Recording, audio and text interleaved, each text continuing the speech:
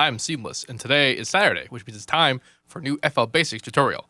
Also, later today, I'll be doing the live stream, which will be at 6 p.m. EST -5 GMT. Like, I don't know, 12 hours from now? 13 hours, actually. Anywho, today's tutorial is going to be about the delay bank. The delay bank.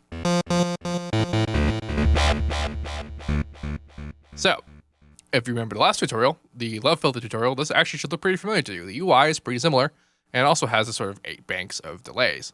And it has the same sort of in-out function, where you have the input is determined by these settings over here, and then we also have output options, which include just going straight out, and then also a next value. So, like the love filter, I'm going to talk about that first, because this actually can get kind of confusing, but it's also pretty sweet. So, on number 1, the default setting is that it's on.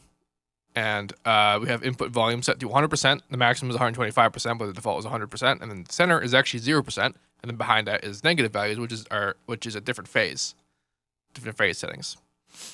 It goes in, and then filter or delays happen, and filters also, and then it goes out. So output, we have options, or to just go straight out, or a next option. And then when we go to number 2, if we were to turn it on and have the next value,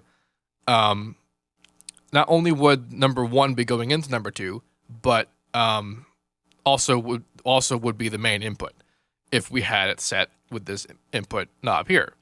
On each of these units, the main input on the in section here, input volume, is the same input. It's the original input into the plugin in the effects chain. That's what that is. And like that though, the dry level is actually the same for all of them. There's actually only one dry level. It's basically a bypass set by this knob up here. And you can turn down the dry, also the wet, and also the global input and feedback levels over here. So that's pretty epic. Epic. And up here we also have the oversampling option over here, which is mostly just to prevent things like aliasing problems on high resonance settings like filters. And like bandpass filters and stuff like that. So the delay bank is pretty run-of-the-mill, but it also can do some pretty sweet things. It has a filter which can be set to be pre or post delay, and then also has a feedback filter which is specifically for the feedback in the filter. And then it also has the option to basically granulize the delay. And it was kind of funny because when I did the granulizer tutorial on Monday, I said that the way granulizing works. I actually didn't say this because I did 2 takes of that video, and I said this in the first one, but I didn't say it in the second one. And if I had kept the first one, I would have said that the granulizing is not just volume automation. It actually chops up the audio and plays the sets as it progresses, and the granulizing setting in the delay is volume automation. It's actually more or less akin to ring modulation at high enough levels. Let's see if I can get this to do that. Yeah. So not only do we have the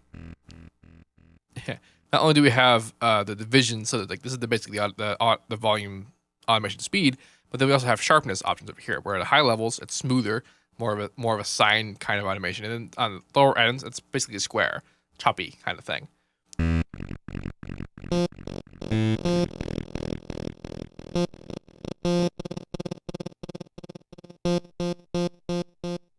And then off is, bottom position, yes.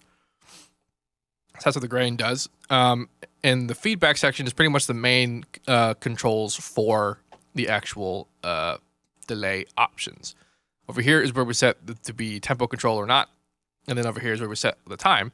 By default, it's on 3, which is a dotted 8th note, right? Because it's 3 16th notes. It's basically a step, So we can actually go pretty far down.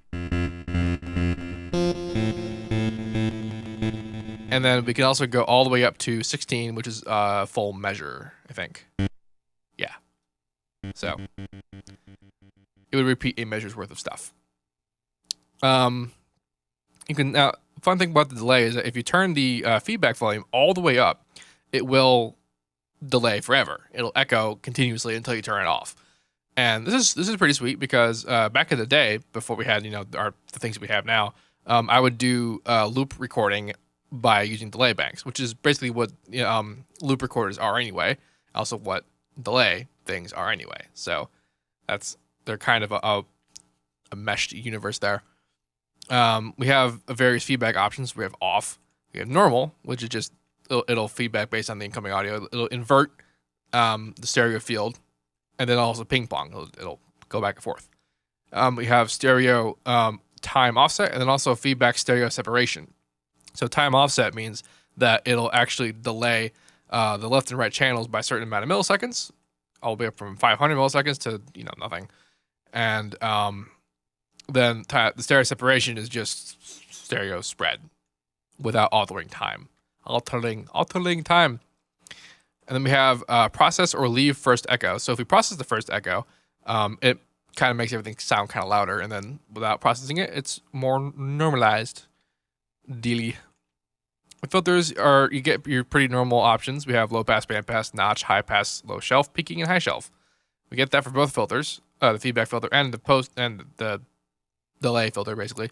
By default, it's set to filter the incoming audio, which means that when you make a filter change, the delay will delay that as it happens, and so the delay will not, like, if you freak it out a bit, then the delay will act on that. But then if you have it on post, it'll filter the delay, and so your motions won't have an echo to them because they're actually filtering the echo itself.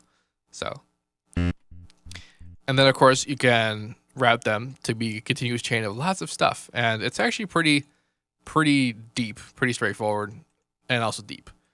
The delay bank is pretty much like the one-stop shop for all delay things I need in FL. I love the offset of stereo time, and then also the stereo spread. That having a kind of straightforward option, I think, is pretty sweet. I believe I covered everything that actually happens here. If you have any questions about any of this, let me know. I hope to see you at my stream tonight. Not really sure what I'm doing, and maybe I'll figure out the caller thing. It'll be good. But yeah, it should be good. It's at justin.tv/SeamlessR. And yes, if you have any questions about that, anything else in the world at all, let me know, and I'll try to answer it if I can. And as usual, have a nice day. As I go over here to end the video.